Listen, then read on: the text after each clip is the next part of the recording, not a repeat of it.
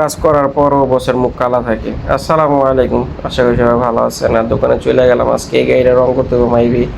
আর একটা গাড়ি আছে, ওটাও রং করতে হবে। তো দুইটা গাড়ি নিয়ে প্রচুর একটা প্যারাশানিতে আছে। আর এর মাঝে একটা গাড়ি এসে দুইটা বাম্পার, যে বাম্পার দুইটার জন্য মনে করেন বসের সাথে খুব খারাপ ব্যবহার, মানে ঝগড়াঝাটি হয়েছে। আর এর ভিতরে শুনতেছি যে কালকে যে গাড়ি রং করে দিচ্ছি সেই গাড়ি দর্শন করে দিছে। তো কি আর করে, নষ্ট করে লাগছে। আবার এটা রং করলাম, রং করে ঠিকঠাক করে আবার আমি এই গাড়ি দিলাম।